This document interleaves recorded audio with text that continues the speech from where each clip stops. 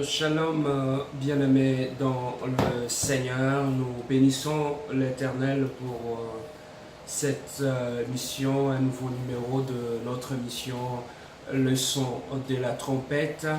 Bien-aimés, dans la mission que nous allons passer aujourd'hui, les thèmes que nous avions intitulés, nous l'appelons la jalousie.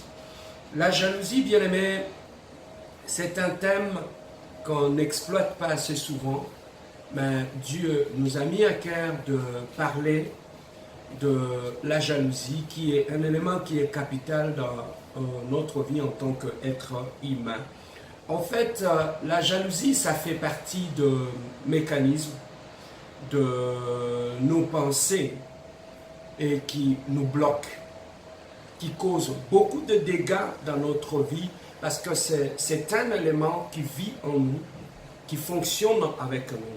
En fait, en définition, nous pouvons dire la jalousie, c'est un sentiment négatif qu'on éprouve par frustration en voyant une autre personne jouir d'un avantage qu'on croit qu'il ne mérite pas, et ça nous frustre.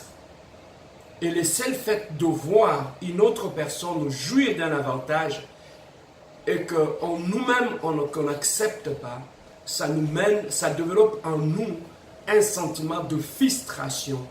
Bien aimé, la jalousie, c'est un sentiment qui est caché dans l'homme. C'est comme un cancer. Ça prend naissance dans votre fort intérieur, ça se développe en vous sans que vous le sachiez. Physiquement, vous pouvez paraître bien portant, mais à l'intérieur de vous, il y a un cancer qui s'est développé qu'on appelle la jalousie.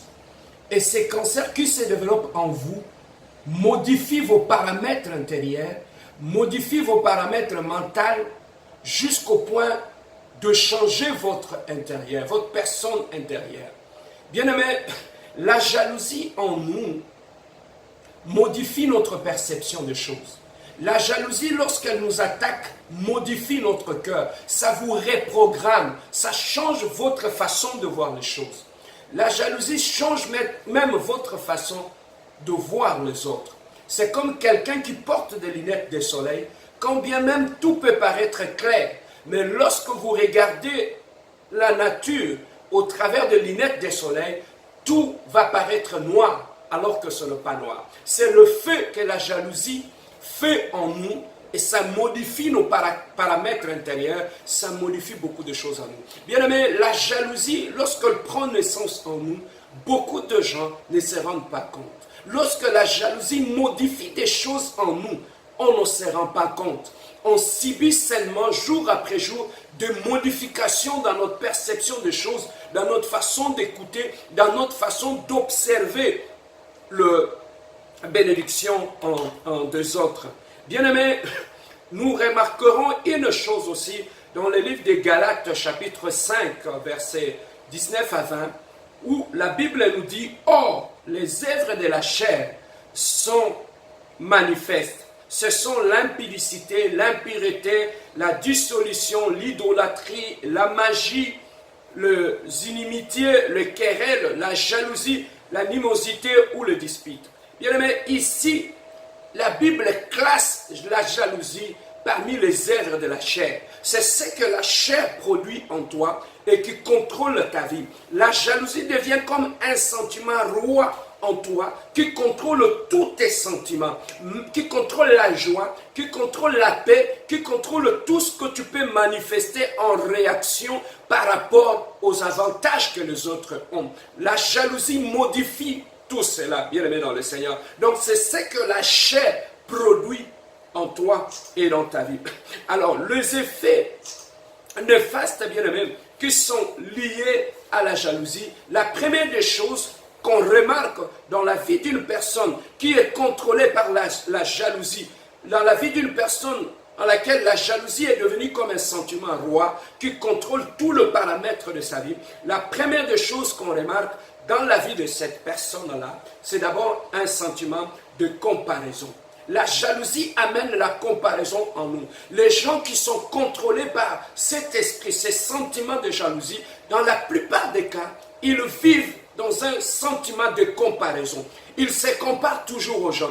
Il se compare toujours par rapport à tout ce que les gens font. Il y a toujours la comparaison qui est là. Et alors, lorsque la comparaison fait partie de votre vie, lorsque la comparaison grandit en vous, la première des choses qu'elle va ôter en vous, c'est la paix. Vous n'aurez pas plus de paix. Pourquoi? Parce que tout ce qui se présente devant vous, vous allez toujours vous comparer aux gens qui ont réussi, aux gens qui avancent, aux gens qui Dieu est en train d'élever, aux gens bien-aimés qui parlent bien, aux gens qui prêchent bien, aux gens bien-aimés qui ont bâti leur famille, qui ont réussi sur le plan social. Vous allez constamment vous comparer à ces gens-là. Et à force de vous comparer aux gens, vous perdez la paix intérieure.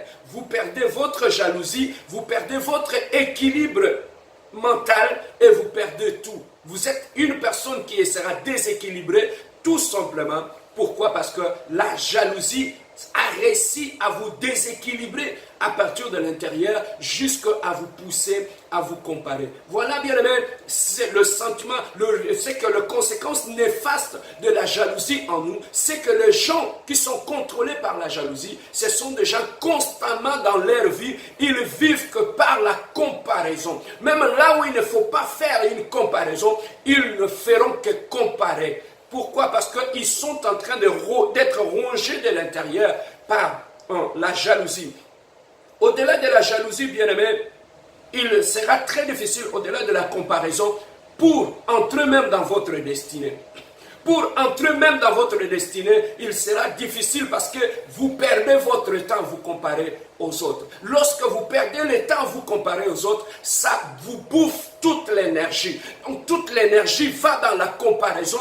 Vous n'aurez plus le temps, bien aimé, à concentrer votre énergie, à réfléchir sur votre avenir, à réfléchir sur votre moment présent. Vous allez dépenser toute cette énergie-là, bien aimé, à vous comparer aux autres. C'est une perte d'énergie, bien aimé, qui sera dans votre vie. Et constamment, vous n'allez plus être en paix. Vous perdez la paix intérieure. La deuxième des choses, bien aimé, que la jalousie amène en nous, c'est le sentiment de la haine. Lorsque nous regardons même dans la Bible, le propre frère de Joseph, lorsqu'ils ont vu, ils ont entendu ce que Dieu allait accomplir dans sa vie, bien aimé, le sentiment de la jalousie avait pris le contrôle de leur vie. Ils sont allés même à oublier que celui qui était en face d'eux, c'était leur frère. Bien aimé, lorsque la jalousie peut te rendre aveugle, la jalousie, bien aimé, peut te pousser même à lever la main sur ton propre frère, le fils de ta mère. Tu peux le tuer à cause de la jalousie. Pourquoi? Parce que la jalousie, c'est comme une drogue. Ça contrôle votre mental et ça contrôle même votre perception de choses. Voilà pourquoi, bien aimé, lorsque tu lis dans le livre de Genèse, tu vas trouver le premier mort qu'on a eu dans la Bible, ou suicide qu'on a eu dans la Bible, vient d'une famille. Ce sont les frères d'une même famille. Bien aimé, lorsque Caïn, il est allé sacrifier à côté de son frère Abel, pour Abel, lorsque Dieu avait agréé son offrande, Caïn n'avait pas aimé cela. Le sentiment de la jalousie a monté en lui jusqu'à le rendre aveugle. Pour Abel, Caïn c'était le fils de sa mère, c'était son frère. Mais pour Caïn, bien aimé, ce n'était plus le fils de sa mère. Il était devenu son ennemi. Pourquoi? Parce que la jalousie est allée jusqu'à changer la perception qu'il avait, même vis-à-vis de son propre frère de sang. Voilà jusqu'où la jalousie peut empoisonner la vie d'une personne, jusqu'au bien-aimé à détruire une personne. La jalousie, bien-aimé, contrôle votre cœur, ça contrôle beaucoup de choses et ça vous pousse à vivre dans la haine. Lorsque vous vous comparez à une personne et que vous n'êtes pas en mesure, vous voyez que vous ne pouvez pas être comme lui, ça suscite la jalousie, la haine en vous. Et cette haine vous rend aveugle, cette haine vous perdez le sommeil, vous perdez la paix, ou tu vas même voir, ça peut toucher même votre santé, votre équilibre, et ça touche tout le paramètre de votre vie. Et la personne pourra peut-être commencer à maigrir. La personne perdra même le sommeil. tout simplement à cause de la jalousie. Ça cause des dégâts en vous sans que vous vous rendez compte. Mais les gens qui souffrent de ces problèmes, ils ne se rendent jamais compte. Parce que c'est une maladie qui part de l'intérieur, qui vit en vous, et à force de vivre en vous, ça devient normal. Vous vous habituez à ça, vous fonctionnez comme ça. Et les gens, bien-aimés, qui vivent dans la jalousie, une autre chose qu'ils perdent, bien-aimés, dans le Seigneur, il sera difficile de mener une vie spirituelle qui est stable. Pourquoi? Parce que la jalousie est là. Et ça affecte même vos vies de prière, ça affecte même ta croissance spirituelle, toutes ces choses-là. Tout simplement pourquoi? À cause, bien-aimé, de la jalousie. Mais j'ai une bonne nouvelle pour toi. Le Saint-Esprit est capable de corriger cela. Le Saint-Esprit est capable de pénétrer votre âme, votre esprit et corriger toutes ces choses-là. Mais pour arriver à les corriger, la première des choses, on nous dit, la jalousie, c'est parmi les œuvres de la chair. Or, si tu veux prendre la victoire sur la jalousie, crucifie la chair. Lorsque ta chair est crucifiée, automatiquement, la jalousie, bien-aimé, va tomber. La deuxième des choses, bien-aimés, qui peut nous aider à développer, à anéantir la jalousie, changer la façon que vous observez la réussite des autres. Apprenez à corriger cela. Commencez à apprécier ceux qui réussissent. Commencez que la réussite des autres soit votre source d'inspiration. Donc, changez toute l'énergie que tu as mis dans la jalousie. Mettez maintenant cette énergie-là à réfléchir sur ta propre vie, à voir comment tu peux corriger ta vie, ta propre vie. Donc, la jalousie, bien aimé, c'est un sentiment qui est néfaste. Ça détruit les églises, ça détruit les mariages, ça détruit les familles. Là où il y a la jalousie, le diable agit facilement. Là où il y a la jalousie, le diable peut utiliser comme une arme pour détruire la vie des autres. Voilà ce qui est très important, c'est de venir auprès de Dieu et de vous laisser entre les mains du Seigneur. Dieu est capable de corriger cela. Dieu est capable de corriger. Bien que beaucoup de gens ont du mal, ne peuvent pas parler de cela parce que c'est la honte de voir que vous fonctionnez en mode de jalousie. Mais Dieu est capable dans le secret, lorsque vous vous mettez à genoux, vous constatez en vous que vous avez du mal à apprécier les succès des autres. Sache que vous êtes tombé dans ces problèmes-là et Dieu est capable de corriger cela. Bien-aimés, si vous vous retrouvez dans cet état-là, mettez-vous en prière et Dieu est capable de corriger cela. Et si cette exhortation vous applique, distribuez-les. C'est votre humble serviteur qui vous a parlé de ces choses-là. Pourquoi? Parce que je voulais que le Saint-Esprit puisse t'aider. C'est quelque chose qui est difficile pour quand tu en parles aux gens, mais le Saint-Esprit dans les secrets, il peut t'aider à changer, à anéantir. Qu'est-ce que tu sens lorsque tu vois les autres se marier? Qu'est-ce que tu sens lorsque tu vois ton frère qui prêche bien? Qu'est-ce que tu sens lorsque tu vois ton frère, il a un mariage qui a réussi? Qu'est-ce que tu sens dans ton cœur, bien-aimé? Cela peut t'aider à comprendre le sentiment qui a modifié ton état intérieur. Bien-aimé, que le Saint-Esprit puisse vous aider à vaincre cet élément, parce que ce ne sont pas seulement les païens qui sont dans cet état-là, même des enfants de Dieu, même des serviteurs de Dieu. Voilà pourquoi même le corps du Christ a des problèmes, l'Église a des problèmes aujourd'hui, parce que beaucoup de gens souffrent de cette maladie et le cancer est en train de les ronger et jusqu'à les détruire dans leur vie. Vraiment que Dieu puisse vous bénir. C'était votre humble serviteur, le pasteur Serge Bia. Que Dieu vous bénisse.